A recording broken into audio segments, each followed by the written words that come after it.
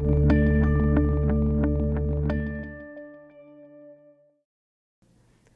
Ashley Redmond from Morningstar.ca, and today we're going to be talking about the Canadian energy sector. On the line is David McColl, and he's going to be discussing the key players involved in moving crude oil out of Canada via pipeline and how these companies are really positioning themselves given the uncertain regulatory environment for new projects. Great, thanks for having me, Ashley. So, David, you recently raised your fair value to $53 for TransCanada. Can you comment on this? Yeah, it definitely really builds off your kind of introduction about looking at the entire Canadian energy space. What we did is we did a detailed assessment of expected production from Western Canada, expected export volumes from Western Canada, and really whether there were sufficient crude oil pipelines to move light, medium, and heavy crude from Western Canada out to markets, whether it's in British Columbia, Ontario, or down to the U.S. Gulf Coast. And what we concluded was that TransCanada appears to be the best positioned to actually take the opportunity that's existed here to move crude out of the province. What we expect is its Energy East pipeline will insulate TransCanada from the ongoing political debate surrounding Keystone XL. And that was actually key to the higher fair value estimate, which is now $53 per share. I would point out that Energy East is a new proposal from TransCanada, and the idea is to move crude oil, primarily light and probably some diluted bitumen, from really Hardisty in Alberta all the way down into the Ontario and Quebec market and eventually out to New Brunswick. And David, we keep hearing about Keystone XL, and it seems like everyone's divided. Half the people think we need it, half the people think we don't. So can you comment on this? Yeah, Keystone XL is interesting. I think a lot of people have kind of lost the big picture and also veered away from some of the key elements of this pipeline, which actually make it, quite frankly, needed for Western Canada.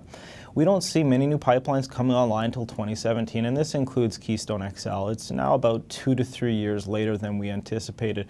The reason why it's so important is not only because we're short pipeline capacity in Western Canada, but it's actually going to take a lot of heavy crude and diluted bitumen from Hardisty, so that kind of comes from the oil sands, and it's probably going to go all the way down into the Cushing area in Oklahoma before making its way to the Gulf Coast. And what I think is so important for people to keep in mind is the Gulf Coast refining market, while we think it's going to be, quite frankly, swimming in light crude oil produced from the U.S., it's still going to be importing lots of heavy crude, primarily from foreign markets. So there's a definite home for Canadian crude in there, and that's why Keystone XL is so well positioned to come online if it gets regulatory approval. And David, you mentioned rail, and this is something that's really caught the attention of people in the industry. Can you touch on its importance? Yeah, rail is such an important piece right now in Canada. We talked about that a fair bit in our report.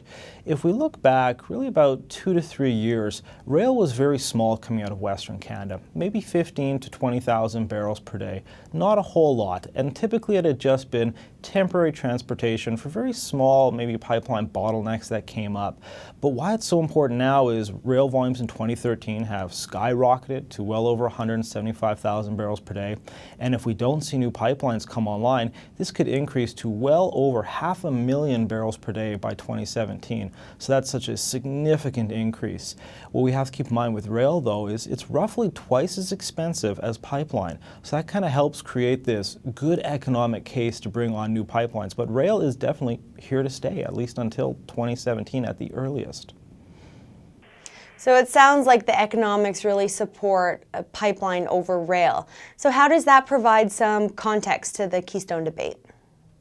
Well, what we have to keep in mind with the Keystone debate is right now rail has effectively come in and provided this transportation medium. And one of the key, I guess we could say, opposition movements against Keystone XL was if we stop Keystone XL, we can stop rail. Or sorry, if we stop Keystone XL, we can stop production from Alberta's oil sands. Well, what we've seen is rail come in and really fill this void.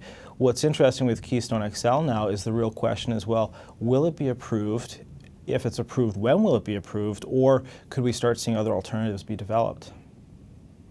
So what happens if Keystone XL is not approved? And what if it's not approved or even delayed until the next presidential elections?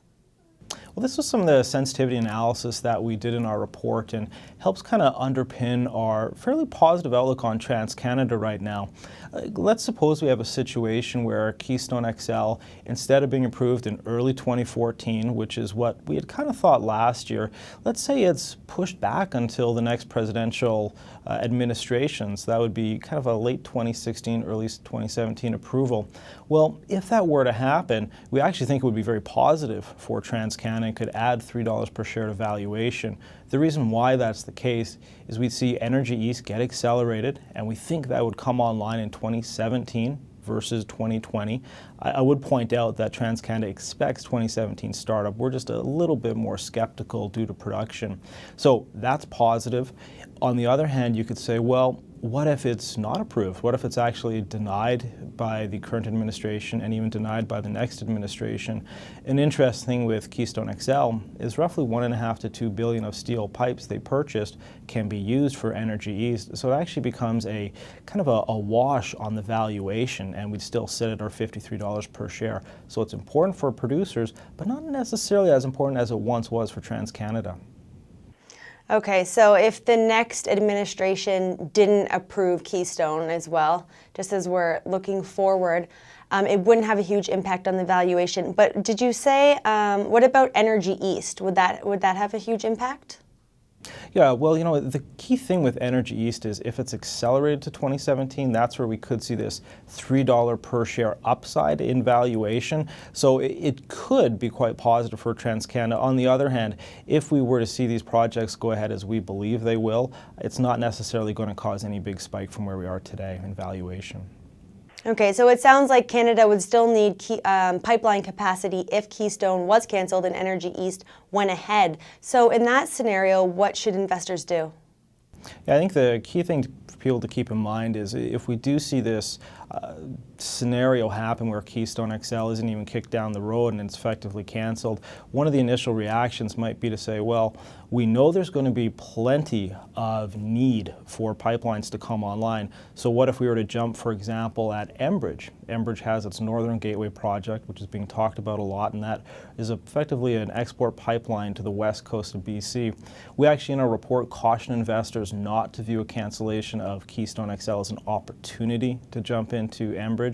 The reason why is we kind of view it almost similar to the Mackenzie Valley Pipeline project. It is a lot of Aboriginal territory to cross, a lot of regulatory or political issues to deal with, and Mackenzie was delayed over 30 years. So we actually think Northern Gateway is at risk of not going ahead. So really, in summary, I think for investors, if they were to see a cancellation, as we indicate in our report, it actually makes sense to view it as a buying opportunity possibly for TransCanada, because canceling Keystone XL shifts some pipelines to Energy East, and it has no impact on valuation, although I'm fairly certain there would be a negative reaction initially for the stock price. Thanks, David. A lot of great information and an interesting perspective on TransCanada and Enbridge. Great. Thank you very much, Ashley.